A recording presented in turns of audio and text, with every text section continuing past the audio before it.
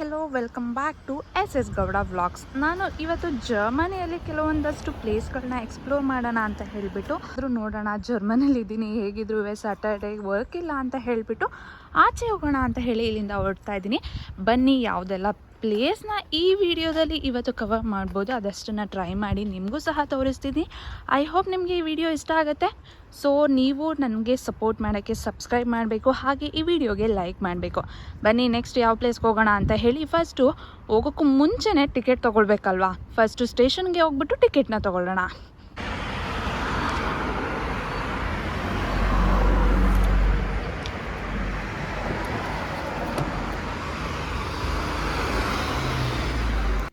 ಪ್ಲೇಸಸ್ಗೆ ಹೋಗಬೇಕು ಅಂತ ಹೇಳಿಬಿಟ್ಟು ಟ್ರಾಮ್ನ ಯೂಸ್ ಮಾಡಬೇಕಾಗಿರೋದ್ರಿಂದ ಬಂದುಬಿಟ್ಟು ಸ್ಟೇಷನ್ಗೆ ಅಲ್ಲಿ ಕ್ರೆಡಿಟ್ ಕಾರ್ಡ್ನ ಯೂಸ್ ಮಾಡಿ ಟಿಕೆಟ್ ಅಂತೂ ತೊಗೊಂಡಿದ್ದಾಯಿತು. ಇನ್ನು ಈ ಟಿಕೆಟು ಹೋಲ್ ಡೇ ನಾನು ಎಷ್ಟೇ ಓಡಾಡಿದ್ರೂ ಸಿಟಿ ಒಳಗಡೆ ಎಲ್ಲ ಕಡೆ ಓಡಾಡ್ಬೋದು ಟ್ರಾಮ್ನ ಯೂಸ್ ಮಾಡಿಕೊಂಡು. ಇಷ್ಟು ಡಿಸ್ಟೆನ್ಸು ಅಂತ ಇರುತ್ತೆ. ಸೊ ನಾನು ಸಿಟಿಯಿಂದ ಲಿಮಿಟ್ ಒಳಗಡೆನೇ ಇರೋದ್ರಿಂದ ಆರಾಮಾಗಿ ಎಲ್ಲಿ ಬೇಕೋ ಅಲ್ಲೇ ಸುತ್ತಾಡ್ಬೋದು. ಈಗ ಟಿಕೆಟ್ ತೊಗೊಳ್ತಾ ಇದ್ದ ಹಾಗೆಯೇ ಬೇಗನೆ ಟ್ರಾಮ್ ಬಂತು. ಇಲ್ಲಿ ಎವ್ರಿ 2 ಮಿನಿಟ್ಸು ಟ್ರಾಮ್ ಓಡಾಡ್ತಾನೆ ಇರುತ್ತೆ. ಅಂದರೆ ಮೆಟ್ರೋ ಇರಲ್ವಾ ನಮ್ಮ ಕಡೆ, ಅದೇ ರೀತಿ. ಸೊ ತುಂಬ ಫೆಸಿಲಿಟೇಟ್ ಆಗಿರುತ್ತೆ. ಈಗ ನಾನು ಫಸ್ಟು ನೋಡಬೇಕು ಅಂತ ಅಂದ್ಕೊಂಡಿರುವಂಥ ಪ್ಲೇಸ್ ಬಂದುಬಿಟ್ಟು ಜರ್ಮನಿ ಹ್ಯಾನೋವರಲ್ಲಿ ಫಾರೆಸ್ಟ್ ಇದೆ ಅಂತ ಹೇಳಿ ಹೇಳ್ತಾರೆ. ಅಂದರೆ ಸಿಟಿ ಒಳಗಡೆನೇ ಫಾರೆಸ್ಟ್ ಇದೆ ಅಂತ ಹೇಳಿ ಹೇಳ್ತಾರೆ. ಆ ಫಾರೆಸ್ಟು ಹೇಗಿದೆ ಅಂತ ಹೇಳಿ ಎಕ್ಸ್ಪ್ಲೋರ್ ಮಾಡೋಣ ಅಂತ ಹೇಳಿಬಿಟ್ಟು ಗೂಗಲ್ ಮ್ಯಾಪ್ ಹಾಕ್ಕೊಂಡು ಕೊನೆಗೂ ಅಲ್ಲಿ ಲೊಕೇಶನ್ಗೆ ಬಂದು ಇಳ್ದಾಯಿತು. ಲೊಕೇಶನ್ ಬಂದು ಇಳ್ದಾಗ್ತಿದ್ದ ಹಾಗೆಯೇ ಅಲ್ಲಿ ನೋಡ್ತಿದ್ದಾರೆ ಅಲ್ವಾ ಸುತ್ತಮುತ್ತ ಬಿಲ್ಡಿಂಗ್ಸ್ ಎಲ್ಲ ಹೆಂಗಿದೆ, ಆ ಬಿಲ್ಡಿಂಗ್ಸ್ದು ಆರ್ಕಿಟೆಕ್ಚರ್ ಎಷ್ಟು ಸಖತ್ತಾಗಿದೆ. ಅದನ್ನು ನೋಡಿದ್ರೇ ವಾವ್ ಅನ್ನೋ ಥರ ಇದೆ. ಸೊ ನಾನು ಸುತ್ತಮುತ್ತ ತಲೆ ಎತ್ಕೊಂಡು ಎಲ್ಲನೂ ನೋಡಿಕೊಂಡು ಸರಿ ಅಂತ ಹೇಳಿ ಗೂಗಲ್ ಮ್ಯಾಪ್ನ ನೋಡಿಕೊಂಡು ಇವಾಗ ಆ ಡೈರೆಕ್ಷನ್ ಕಡೆಗೆ ಹೊರಟೆ. ಸೊ ಇಲ್ಲಿ ಡೈರೆಕ್ಷನ್ನ ನೋಡ್ಕೊಂಡು ಹೋಗ್ತಿದ್ದ ಹಾಗೆಯೇ ಕಣ್ಮುಂದೆ ಒಂದು ಬ್ಯೂಟಿಫುಲ್ ಆಗಿರುವಂಥ ಚರ್ಚ್ ಕಾಣಿಸ್ತು.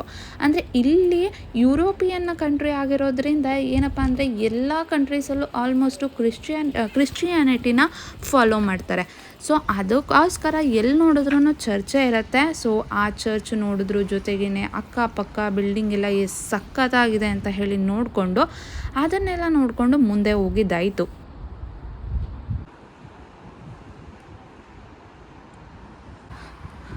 ಸೊ ಫೈನಲಿ ಫಾರೆಸ್ಟ್ ಅಂತ ಬಂದಾಯಿತು.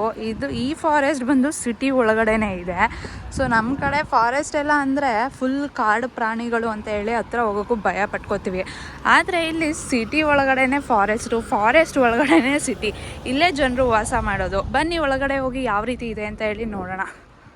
ಸೊ ಇದು ನೋಡಿ, ಇದೆಲ್ಲ ಫಾರೆಸ್ಟು, ಎಷ್ಟು ಗ್ರೀನರಿ ಆಗಿದೆ, ಎಷ್ಟು ಮರಗಳಿದೆ ಅಂತ ಹೇಳಿಬಿಟ್ಟು.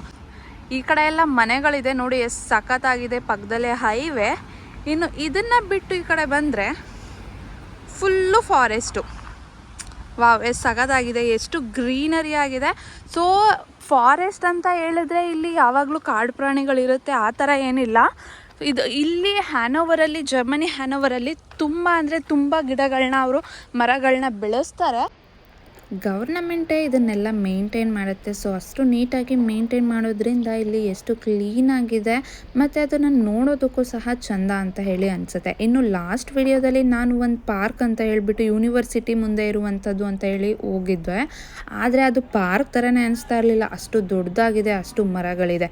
ಇನ್ನು ಪಾರ್ಕ್ನೇ ಅಷ್ಟು ಚೆನ್ನಾಗಿರಬೇಕಾದ್ರೆ ಇನ್ನು ಸಿಟಿ ಒಳಗಡೆ ಅವರು ಮೇಂಟೈನ್ ಮಾಡಿರುವಂತಹ ಫಾರೆಸ್ಟು ಇನ್ನೆಷ್ಟು ಚೆನ್ನಾಗಿರಬೇಡ.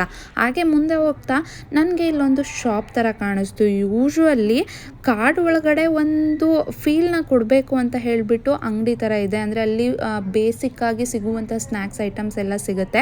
ಅದಲ್ಲದೆ ಕಿಡ್ಸ್ಗಳಿಗೆ ಆಟ ಆಡಲಿಕ್ಕೆ ಅಂತ ಹೇಳಿ ತುಂಬ ಒಳ್ಳೆ ವ್ಯವಸ್ಥೆಯನ್ನು ಮಾಡಿದ್ದಾರೆ. ಈ ಥರದ್ದು ಅಲ್ಲಲ್ಲಿ ನಾವು ನೋಡ್ಬೋದಾಗಿರುತ್ತೆ. ಅಂದರೆ ಅವ್ರಿಗೆ ಫಾರೆಸ್ಟ್ ಒಳಗಡೆ ಹೋದಾಗ ಒಂದು ಫೀಲ್ ಕೊಡಬೇಕು ಅಂತ ಹೇಳಿ ಈ ಥರ ಎಲ್ಲ ಸೆಟಪ್ ಇದೆ. ನಿಜವಾಗ್ಲೂ ವಾವ್ ಅಂತಲೇ ಹೇಳ್ಬೋದು.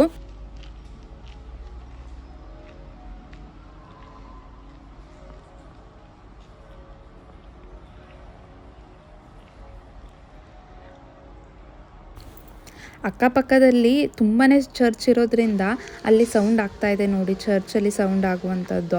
ಇನ್ನು ಈ ಪಾರ್ಕು ಅಂದರೆ ಈ ಫಾರೆಸ್ಟ್ ಒಳಗಡೆ ಜನಗಳು ಯೂಶುವಲ್ ಆಗಿ ವಾಕ್ ಮಾಡಲಿಕ್ಕೆ ಅಂತ ಹೇಳಿ ಬರ್ತಾರೆ. ಸೈಕ್ಲಿಂಗ್ ಮಾಡೋಕ್ಕಂತೂ ತುಂಬ ವ್ಯವಸ್ಥೆ ಮಾಡಿದ್ದಾರೆ.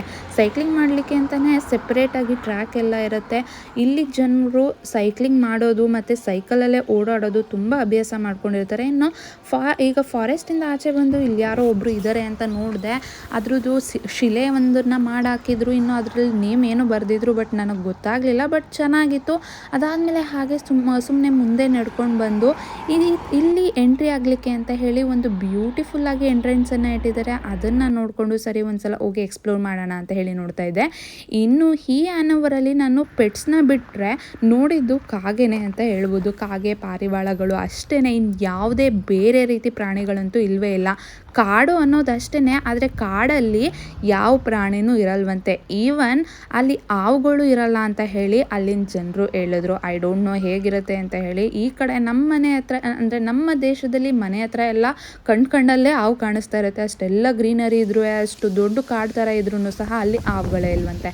ಇನ್ನು ಹಾಗೆ ಹಾಂದಿವೆ ನನಗೆ ಇನ್ನೊಂದು ಚರ್ಚ್ ನೋಡಲಿಕ್ಕೆ ಅಂತ ಸಿಕ್ತು. ಸೊ ಚರ್ಚ್ ಇರಲಿ ಬಿಡಿ, ಅಕ್ಕಪಕ್ಕದ ಮನೆ ಬಿಲ್ಡಿಂಗ್ಗಳನ್ನೇ ನೋಡಿ ಅದನ್ನು ನೋಡ್ತಾ ಇದ್ರೇ ಅದೇ ಒಳ್ಳೆ ಟೂರಿಸ್ಟ್ ಪ್ಲೇಸ್ ಥರ ಇರುತ್ತೆ. ಅವರು ಆ ಸ್ಟ್ರೀಟ್ನೇ ಅಷ್ಟೊಂದು ನೀಟಾಗಿ ಮೇಂಟೈನ್ ಮಾಡಿದ್ದಾರೆ. ಆರ್ಕಿಟೆಕ್ಚರ್ ಆ ಥರ ಇರುತ್ತೆ. ಮತ್ತು ಮನೆಗಳಂತೂ ಅವರು ಡಿಸೈನ್ ಮಾಡಿರುವಂಥ ರೀತಿ ತುಂಬ ಯುನೀಕಾಗಿ, ಕಲರ್ಫುಲ್ಲಾಗಿ ಅಟ್ರ್ಯಾಕ್ಟ್ ಆಗೋ ಥರ ಇದೆ ಅಂತಲೇ ಹೇಳ್ಬೋದು. ಸರಿ ಆಯಿತು, ಆ ಪ್ಲೇಸ್ ಏನೋ ಮುಗೀತು. ನೆಕ್ಸ್ಟು ಬೇರೆ ಪ್ಲೇಸ್ಗೆ ಹೋಗೋಣ ಅಂತ ಹೇಳಿ ಮೆಟ್ರೋ ಹಿಡ್ಕೊಂಡು ವಾಪಸ್ ಬರೋ ಅಷ್ಟರಲ್ಲಿ ಮತ್ತೆ ಮಳೆ ಸ್ಟಾರ್ಟ್ ಆಗಿತ್ತು.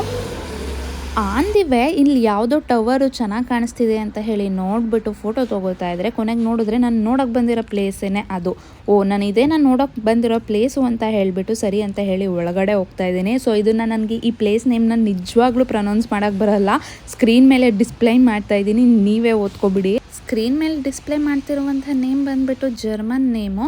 ಅದಲ್ಲದೆ ಇದನ್ನು ಏಗಿಡಿಯನ್ ಚರ್ಚ್ ಅಂತ ಹೇಳಿ ಆವಾಗ ಕರೀತಾ ಇದ್ರು. ಇದನ್ನು ಬಿಲ್ಡ್ ಮಾಡಿರೋದು 14th ಸೆಂಚುರಿಯಲ್ಲಿ.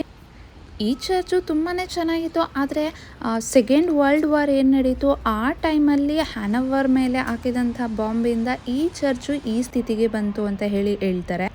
ಅದಾದಮೇಲೆ ಈ ಚರ್ಚ್ನ ವಾರ್ ಮೆಮೋರಿಯಲ್ ಆಗಿ ಡೆಡಿಕೇಟ್ ಮಾಡ್ತಾರೆ. ಅಂದರೆ ಆ ವಾರ್ ಆಗಿದ್ದು ಮತ್ತು ಅಲ್ಲಿ ಎಷ್ಟೆಲ್ಲ ಸಾವು ನೋವುಗಳಾಯಿತು ಅದಕ್ಕೆ ಪ್ರತೀಕವಾಗಿ ಈ ಚರ್ಚನ್ನು ಡೆಡಿಕೇಟ್ ಮಾಡಿದ್ದಾರೆ ಅಂತ ಹೇಳಿ ಹೇಳ್ಬೋದು.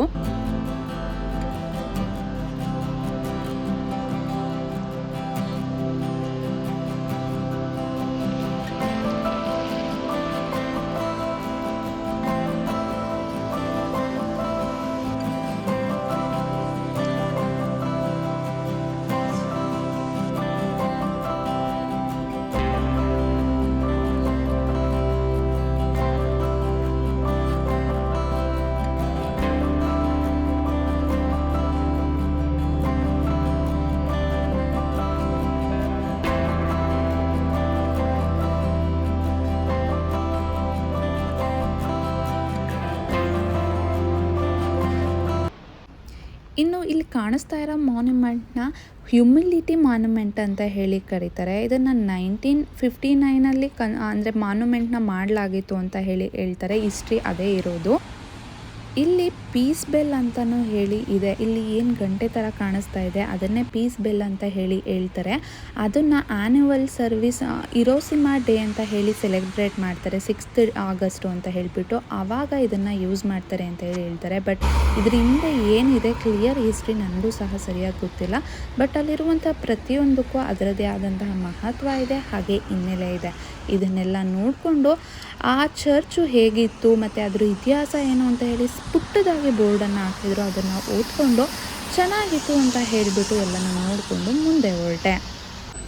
ಇನ್ನು ಆನ್ ದಿ ವೇ ಆಲ್ಟ್ರೇಸ್ ರತ್ ಹೌಸ್ ಅಂತ ಹೇಳಿ ಹೇಳ್ತಾರೆ ಜರ್ಮನಿಲಿ. ಇದೊಂದನ್ನು ಹೋಲ್ಡ್ ಟೌನ್ ಅಂತಲೂ ಸಹ ಕರೀತಾರೆ.